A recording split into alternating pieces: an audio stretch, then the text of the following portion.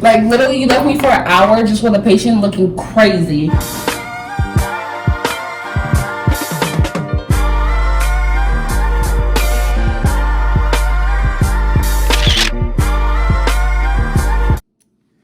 Hey, so I just wanted to talk to you guys today. I'm at work. But I know in the Q&A video, I kind of missed out on a couple things. So maybe today some questions will be answered.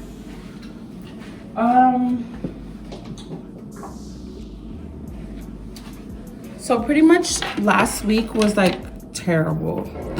It was terrible. It was like literally one of the worst weeks ever.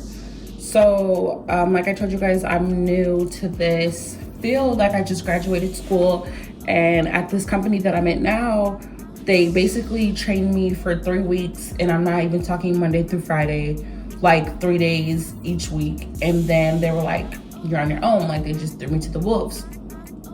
So last week, I had like my first pediatric patient, but she was like not a child, she was like a preteen. And I've never been with like a pediatric patient. Like, I just felt like I was just literally thrown to the wolves. Like, and then they had me working at a new lab, and I didn't know where anything was. Like, I didn't know anything. Like, literally, like, I felt blindsided.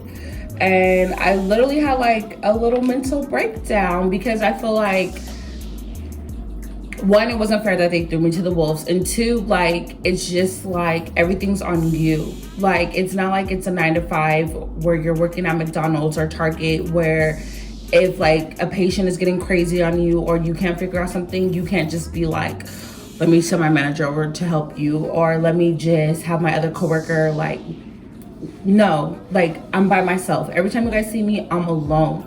Like, at some other labs, there are other people. Sometimes there's 2 other techs that work with you, but I don't know if it's due to the pandemic or maybe because this is just like a smaller company, but you're by yourself. Like, you're out there alone. So I just wanted you guys to know, like, this is not easy. Like, mentally, it's not easy. Like, you have to have some thick skin.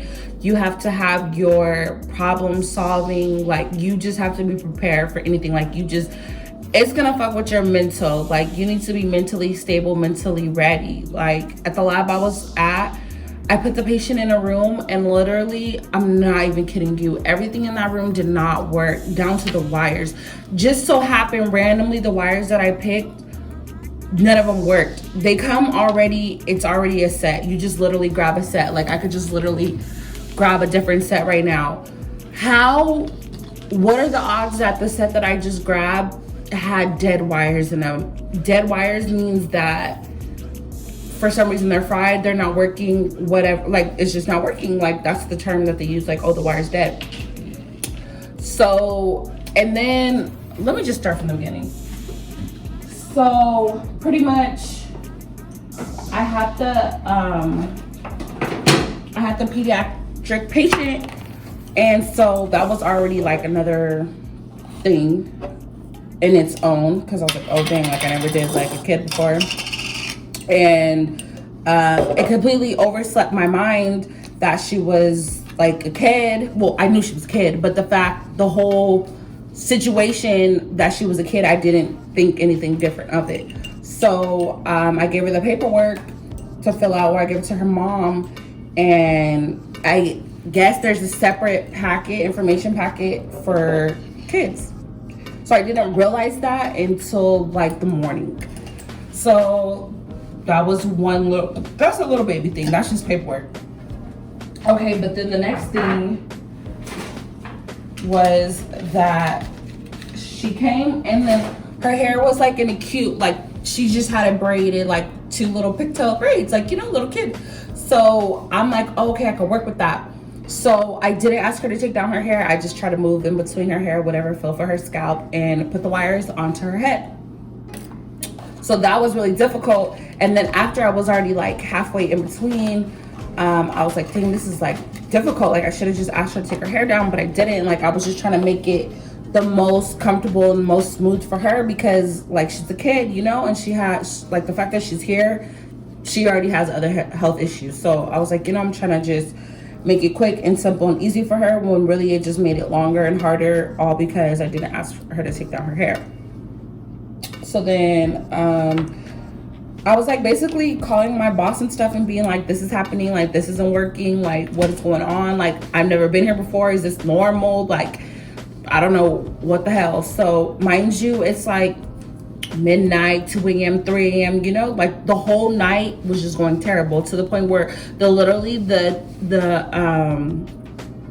freaking box wasn't working, the head box, and I couldn't even like run her steady. I couldn't see anything. So I just had to just let her sleep and just forget it, like, because she went to the bathroom. So when I unhooked her and then I tried to hook her back, when she came back from the bathroom, it would not work. So mind you, it's like late and there's really no one I could call. Like your other coworkers are usually off the clock, living their life, like they're not about to answer the phone for you at 2 a.m. and all that stuff. So literally I was thrown to the wolves by myself. I didn't know how to fix it. I didn't know what to do. So I got fed up. I literally had a nervous breakdown. I just started crying. And it wasn't even because the box didn't work when she came back from the bathroom. It was literally like everything that could possibly go wrong that night was going wrong. And I just like had enough. And I just felt like no one was there for me. Like no one had my back. And then my boss woke up and then I told her what was going on. And she was just like, wiggle some cords around, like go in the back of the computer and wiggle things around. And I'm just like, ma'am, you don't think that I have already did that? Like it, like what? Like that just made me so mad. Like, oh, just wiggle the cord. Like that made me so mad. And then like the kid, of course, her parent was there, and then her parents looking at me like, girl, do you even know what you're doing? And low-key, I was like, no, like this has never happened to me before. Like I've never ran a study where the thing just stopped working, and I never been at a lab where half of the equipment didn't work and I wasn't aware of it. So it's like literally everything that I tried to touch like did not work, and I did not know this wire had a shortage. That like I like literally I was blindsided, and I didn't feel like that just sent me over the edge. Like it really, like it was literally the worst night ever. But I'm saying all this to say, know what you're getting yourself into. Like I didn't know that I was gonna come with all this. I didn't know that it's not even about me being by myself. It's like I didn't know that you it is what it is. You have to figure it out on your own. Like you have to be mentally strong. You have to think smart, quick on your feet. Like you just have to like all that. You have to be prepared and understand that you're on your own. Like and you have to make sure that the decisions that you choose to make by yourself are smart ones, because once again you're on your own. So anything that you do, that any repercussions are going to come back onto you. If your manager felt like you didn't make the right call, guess what? You're getting the write up. It's on you. Like there's no one to fall back on. And it's like, you better pray that you have a good team or coworkers that answer the phone for you or stay up late or whatever. But it's just, or hope that you get a lab where multiple people work there at a time.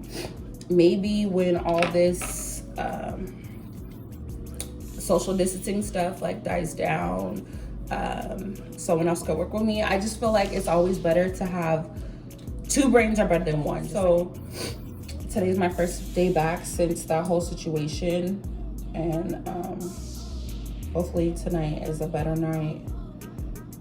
Well, I'm not somewhere that I'm not unfamiliar with, so that's a better right then and there within its own.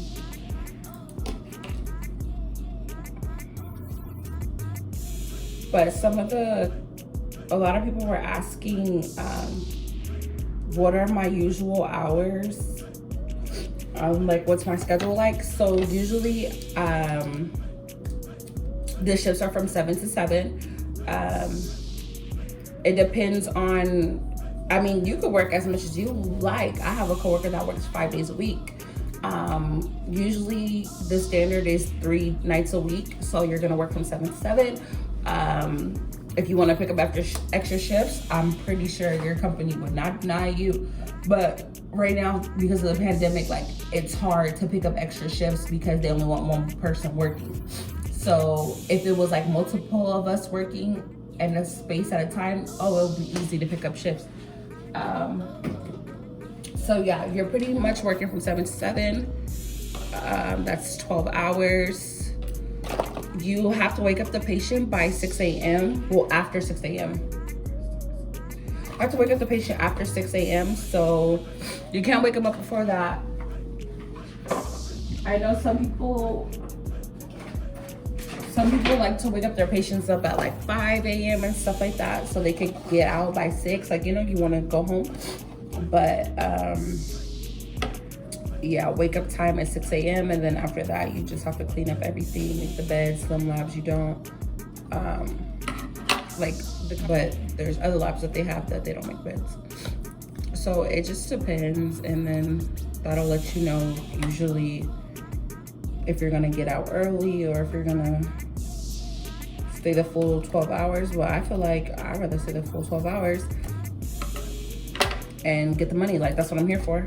So I mean, it's, if you have a good night, it's easy. You're just sitting there monitoring, scoring. Like, what job is paying you to sit overnight, to just chill? Like, you're just literally just chilling.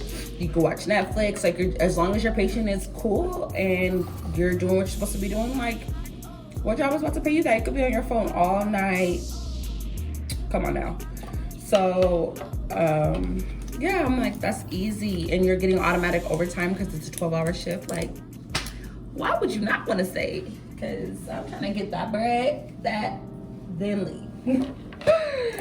But yeah, I don't know. That last week, it just really pissed me off. Like, it just took the life out of me. I don't know if it was because, like, I was having stuff going on in my personal life too, and that just, like, added on top of it, or if it was just, like, strictly the job. And then it's like, I try to explain to other people, but it's like, they don't work as a sleep tech. Like, they don't get it. They don't understand the things that you're going through. And then they're just like, oh, like, if you don't like it or if it's so hard, like, just quit. But it's like, that's not it. Like, it's just like, I feel like every job has, like, you always have a bad day at work, or there's always some type of problem, and you don't just be like, oh, I'm just gonna quit. And I'm like, quit? Like, first of all, I did not go all the way through school, through this, pay all those student loans. Like, sir, I'm not quitting. Try again. So I was just like, nigga, what? Quit? You sound crazy. And go do what? Well, I just wanted to come on here to, like, have a talk with you guys, to kind of, like, let you know that, like, it's not all peaches and cream. Like, it's not all just kick back, chill, Netflix, talk to your coach. Like, that's not it. Like, that night I was literally back and forth, running back and forth to that patient's room, in and out, trying to change wires. Like, and I felt bad because I'm like, the person is supposed to be sleeping, and I'm like waking them up, trying to fix stuff. And that's not, like, I felt bad. Like, I felt bad for having to go in there and keep on waking them up to try to do this and do that to see if this will work, if that will work. Like, I literally felt bad. And I think that's kind of what made me emotional too, because I'm like, this person is here to do the study to get help. And I feel like by me keep going in there, fixing and poking on them, like, they're not getting their full accurate chance, like, because they can't go to sleep. I felt bad. Like, I really felt bad for the person. That's mostly what was wrong. Like, I felt bad.